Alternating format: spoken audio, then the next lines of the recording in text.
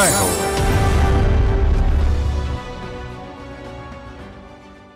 వేనాడ్ వయల్నాడ్ అంటే వరి పంటలతో కళకళలాడే భూమి. కేరళ రాష్ట్రాన్ని సస్యశ్యామలం చేసిన ఈ మాగాణంలో ఒకప్పుడు 100 రకాల దేశవాళీ ధాన్యం పండించారు. హరిత విప్లవ ప్రభావంతో రసాయన ఎరువుల సేద్యంతో 2 దశాబ్దాల తరువాత సగానికి సగం కనుమరుగయ్యాయి. కొత్తగా ఎవరూ సేద్యం చేపట్టడం లేదు. ఈ పరిస్థితిని మార్చాలని ఓ గిరిజన రైతు సంకల్పం తీసుకుని సాగు చేశారు. 55 రకాలను పండించి కర్షకులకు ఉచితంగా పంపిణీ చేస్తున్నారు.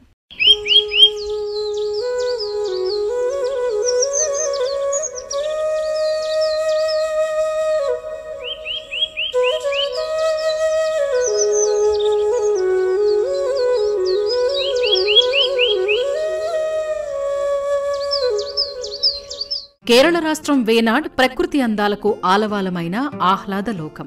ఒకానొకప్పుడు సంప్రదాయ సేద్యానికి, దేశీయ ధాన్య విత్తనాలకు ముఖ్య కేంద్రం. వేనాడ్ అంటే వరి మాగాణం. దాదాపు అక్కడ 100 రకాలు పండించేవారు. దగ్గర్లోని కమ్మన గ్రామంలో కురిచియా తెగ గిరిజన రైతు చెరువాయల్ రామన్ ఇక్కడో ప్రసిద్ధ వ్యక్తి. 73 ఏళ్ల రామన్ చదివింది 5వ తరగతే. కాని విత్తనాలు, సంప్రదాయ సాగు పరిజ్ఞానం బాగా తెలుసు. విశ్వవిద్యాలయాలే ఈయన్ని సదస్సులకు పిలిచి ఉపన్యాసాలతో విద్యార్థులకు పరిజ్ఞానం అందిస్తుంటాయి. రామన్ కనుమరుగవుతున్న 55 రకాల వడ్లను పండించి విత్తనాలుగా మార్చి అలా విత్తన సంరక్షకుడిగా మారారు. ఈయన పండించే బియ్యంలో పలావు, బిర్యానీ రకాలు, గంధకశాల, జీరకశాల తదితరాలు ఉన్నాయి. జీవితమంతా సేద్యమే. దేశవాళీ ధాన్య రకాల్ని కాపాడేందుకే వెచ్చిస్తున్నారు. പഴയ വസ്തുക്കൾ ശേഖരിച്ചുകൊണ്ടാ വന്നേ. അപ്പം ഞാൻ അവരോട് ചോദിച്ചു, എന്താണ് ఈసారి కొందరు వచ్చారు. వాళ్లు పాత వస్తువులు సేకరిస్తున్నారు. ఎందుకయ్యా వీటిని తీసుకెళ్లి ఏం చేసుకుంటారు అని అడిగాను. తమ కుటుంబంలో వచ్చే తరాల వారికి ఇవ్వాలని జవాబిచ్చారు. మన పౌరసత్వాన్ని వదులుకోకూడదని అన్నారు. ఈ రోజుల్లో ఈ కాలపు గుర్తులుగా ఇచ్చేవేమున్నాయి? సైన్స్, కంప్యూటర్ సైన్స్ తప్ప. వారిచ్చిన స్ఫూర్తితో నేనేం చేస్తున్నానంటే సాగు నుంచి కనుమరుగవుతున్న విత్తనాలు 60 రకాలను పండిస్తున్నాను. విత్తనాలుగా సాగు చేస్తున్నాను. వీటిలో 200 రోజుల్లో పండేవి, 100 రోజుల్లో పంట చేతికొచ్చేవి, 90 రోజుల్లో పంట పండేవి ఉన్నాయి. ఇవి సహజ సిద్ధమైనవి. వీటిలో ఎటువంటి కల్తీ లేదు. ఇది సాక్షాత్ ప్రకృతిയാണ്. അതിലൊരു మాయమిല്ല. మేనమామ వ్యవసాయంలో దిట్ట. ఆయన స్ఫూర్తితో రామన్ యువకుడిగా ఉండగానే మేడిపట్టారు. సేద్యంలోకి దిగారు. మేనమామ మరణానంతరం ఆయన వారసత్వాన్ని అందుకున్నారు. కర్షకుడిగా మారి ధాన్యం పండించి విత్తనాలు చేసి పంచటం ప్రారంభించారు. ఈ క్రమంలో స్థానికులు రామన్ని విత్తనాల మనిషి అని పిలవసాగారు. వేనాడ్ వ్యవసాయంలో ఎన్నో మార్పులొచ్చాయి. రైతులు ఉద్యాన పంటల సాగుకు, రసాయన ఎరువుల సేద్యానికి మళ్లుతున్నారు. కాని రామన్ మాత్రం ఇన్ని మార్పులు వచ్చినా వేనాడ్ వ్యవసాయ వారసత్వాన్ని కొనసాగిస్తున్నారు. ఆവശ്యకారికి 1 కిలో കൊടുക്കും. అది അവരെ కృషి తిరిచి తరిగా అందులో.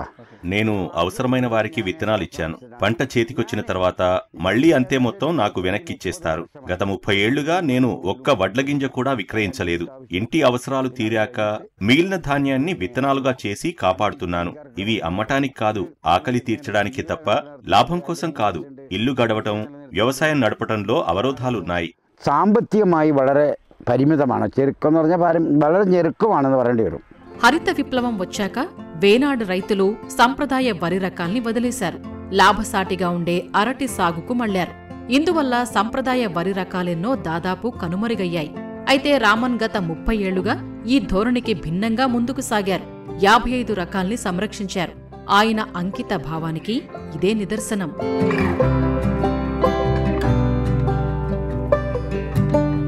പരമ്പരാഗതമായി ഞങ്ങൾ കർഷകരാണ്. വയനാട്ടിലെ കുറിച്ചിയാണ് ഞങ്ങളെ.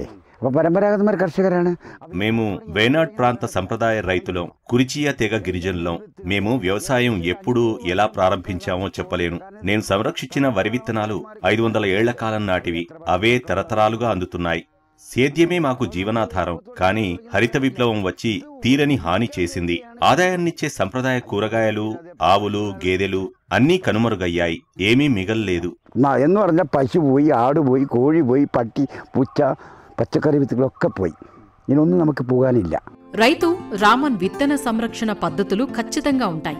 ఇందులో విత్తనాల్ని సంప్రదాయ పద్ధతిలో శుద్ధి చేసి ఆరబెడతారు. ఇందువల్ల విత్తనాల స్థితి బావుంటుంది. ప్రతికూలతల్ని తట్టుకుంటాయి. విత్తనాలని ఆయన వెదురు బుట్టల్లో, వస్తువుల్లో భద్రపరుస్తారు. స్థిర వ్యవసాయంలో ఆయన అనుసరించే పద్ధతులు సంప్రదాయ పరిజ్ఞాన പ്രാമുഖ്యాన్ని చాటి చెబుతాయి. ഞാൻ കഴിഞ്ഞ പ്രാവശ്യം നമ്മൾ ജില്ലാ കളക്ടറോട് ഒരു കാര്യം ആവശ്യപ്പെട്ടു. కలెక్టర్ గారు మాకు ఒక మేలు చేయండి అని గతంలో నేను విజ్ఞప్తి చేశాను. నేనేమీ ఎచ్చులు చెప్పడం లేదు. ఈ క్షేత్రం ఒక విశ్వవిద్యాలయం. అనేక మంది వస్తున్నారు.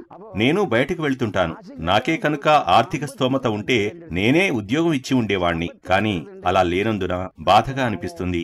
ఈ విషయాన్ని ముందుకు ఎలా తీసుకువెళ్లాలా అని ఆలోచిస్తే బాధనిపిస్తుంది. నాకు ఆర్థికంగా స్థిరమైన పరిస్థితి లేదు. ఇది యూనివర్సిటీ కావడం వల్ల అనేక మంది వచ్చారు. నేను కొందరు పిలిస్తే వెళ్లాను. నాకు స్తోమత ఉండి ఉంటే ఒక ఉద్యోగం ఇచ్చేవాణ్ణి. ఇల్లాతదుകൊണ്ട് ఇది ఎങ്ങനെ കൊണ്ടുപോകണം എന്നാണ് നമുക്കൊരു ఆశంక.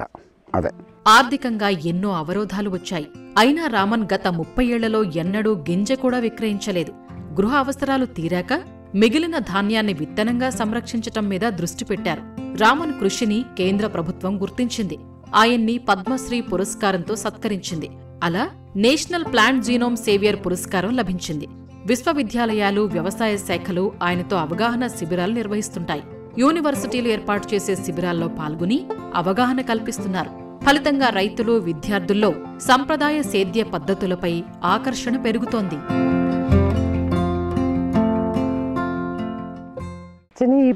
పద్మశ్రీ കിട്ടിയതോടുകൂടി തിരക്കായി. പിന്നെ పద్మశ్రీ పురస్కారం వచ్చాక నాన్న చాలా బిజీ అయ్యారు. ప్రతి విత్తనాన్ని మార్చడం చాలా కష్టం. ఈ పని ఆయనొక్కరే చేయలేరు. ఆరోగ్యము అంతగా బాగాలేదు. స్మార్ట్ ఫోన్ తో ఏమీ చేయలేరు. ఆయనకి అవగాహన లేదు. నేనే సాయం చేస్తుంటాను. నేనే అందరికీ పంపిస్తుంటాను. എല്ലാ കാര്യങ്ങളും ഞാനാണ് ചെയ്തു കൊടുക്കുക.